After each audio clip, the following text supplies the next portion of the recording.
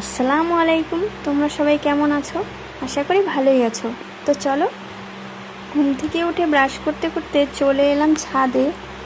এরপর বিছানার চাদরটা তুলে নিয়ে রুমে কিছু অগোছালো জামা কাপড় পড়েছিল, ওগুলো গুছিয়ে রুমটা সুন্দর করে পরিষ্কার করে নিলাম।